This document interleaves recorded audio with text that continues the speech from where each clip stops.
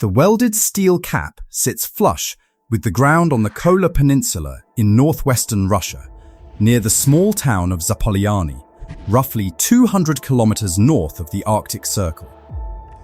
It is not marked with ceremony. It does not announce itself with the scale of what lies beneath it. A person walking past it without context would give it perhaps 2 seconds of attention.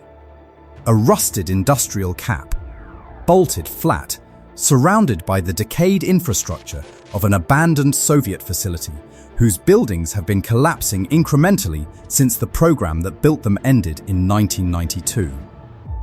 Beneath that cap descends the deepest artificial hole in the history of human civilization. The Kola Superdeep Borehole, designated SG3 in Soviet scientific nomenclature, reaches 12,262 meters into the Earth's crust. To make that distance physically legible, if you inverted the borehole and stood its depth vertically above the ground, it would rise higher than 14 Burj Khalifa towers stacked end to end. It would extend well past the cruising altitude of commercial aircraft. It would place its upper end in the lower stratosphere, in air too thin to breathe and too cold to survive unprotected. And yet all of that distance travels downward, not upward, through solid rock, through geological formations that had never been exposed to any instrument, any light source, or any atmosphere since they were created hundreds of millions of years ago. The drill reached depths that no ocean trench, no natural cave system, and no mine in human history has approached. It penetrated nearly 1/3 of the way through the Baltic continental crust, reaching rock that formed approximately 2.7 billion years ago, when the Earth was less than 2 billion years old and the atmosphere above it contained no free oxygen. When the drill finally stopped, not by design, but because the rock at depth was hotter than expected, so hot that the drill bit could no longer maintain structural integrity, the Soviet scientists who had spent 24 years boring through the Earth sealed the hole and wrote up their findings. Those findings contradicted nearly every assumption that theoretical geology had made about the deep crust. The rock at depth was not what the models predicted. The temperature was not what the models predicted. And in a geological formation that, by every prior understanding, should have been completely dry, desiccated by billions of years of pressure and heat, there was water. 3 questions drive this investigation forward. What did the Kola borehole actually encounter that existing geological theory could not explain? What does the existence of water and unexpected geology at extreme crustal depth mean for understanding the Earth's interior? And, potentially, for the conditions that support life? And why did the most ambitious scientific drilling project in human history end not in completion, but in abandonment? And what was sealed inside when the cap was welded shut? The Kola Superdeep Borehole was a product of scientific ambition amplified by geopolitical competition. Its conceptual origin lay in a fundamental question that had preoccupied geologists since the development of plate tectonic theory in the 1960s. What does the deep continental crust actually look like? And how closely does it match the theoretical models derived from seismic wave analysis? Seismic tomography, the technique of mapping the Earth's interior using the behavior of waves generated by earthquakes, had by the 1960s produced a detailed theoretical picture of crustal structure. Seismic waves travel at different velocities through materials of different density and composition, and by analyzing the arrival times and waveforms of seismic signals at surface stations, geophysicists had constructed models of what the crust should contain at various depths.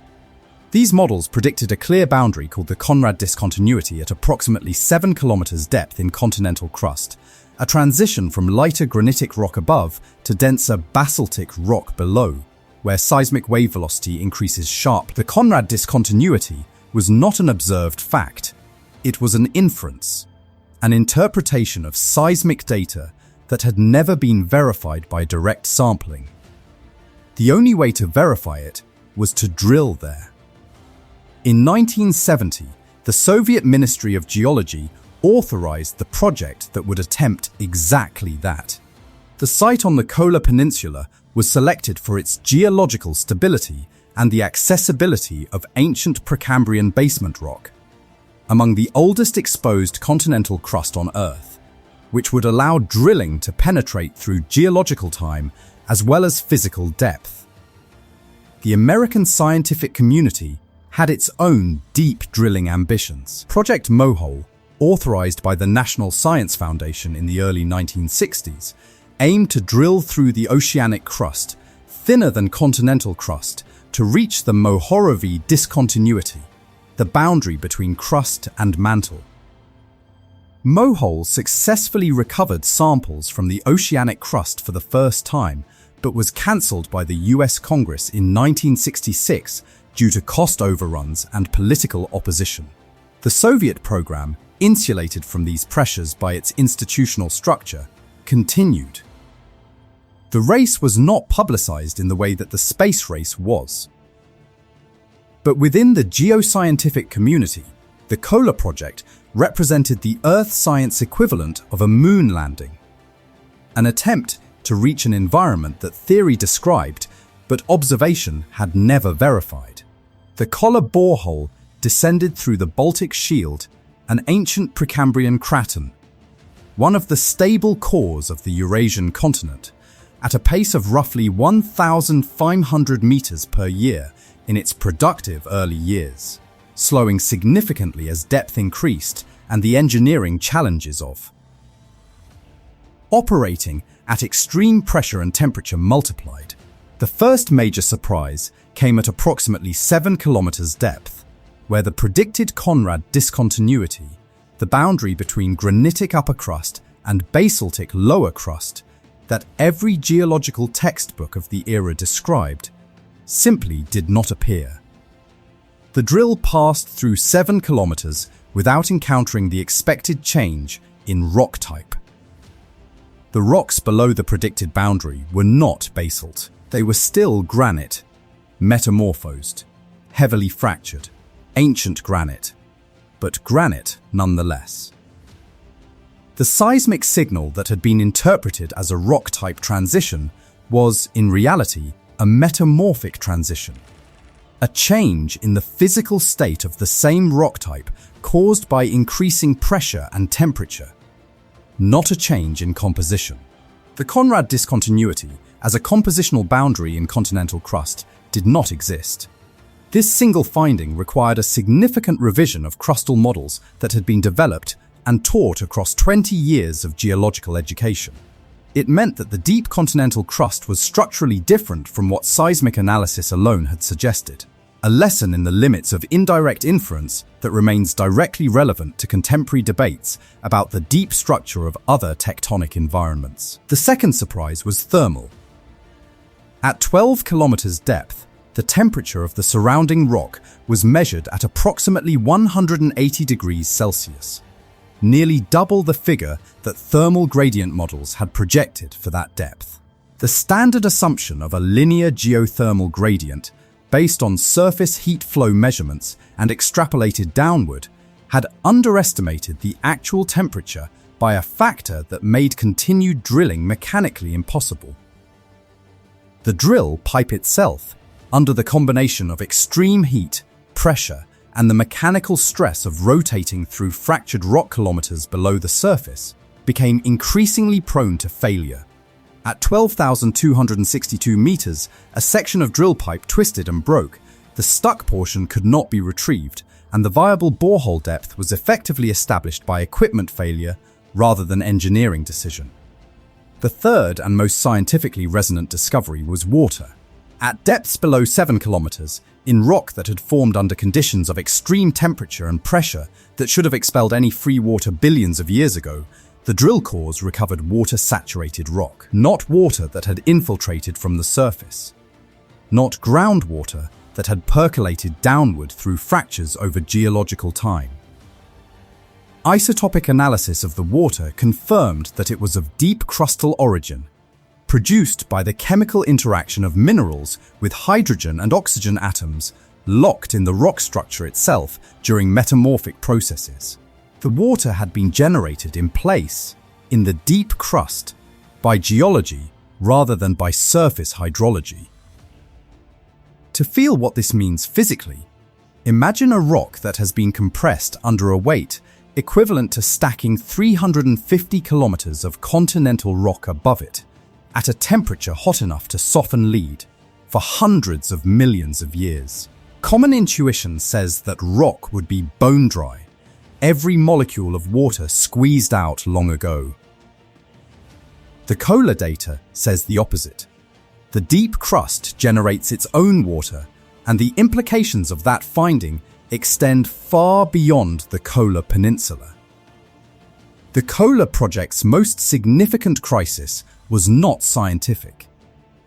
It was institutional. The program had been designed within a Soviet scientific framework that insulated it from the cost pressures and timeline accountability that governed Western research programs. Through the 1970s and 1980s, this insulation was a strength. It allowed the program to continue through the setbacks, equipment failures, and extended periods of slow progress that would have terminated a commercially accountable project. The dissolution of the Soviet Union in 1991 removed that insulation entirely.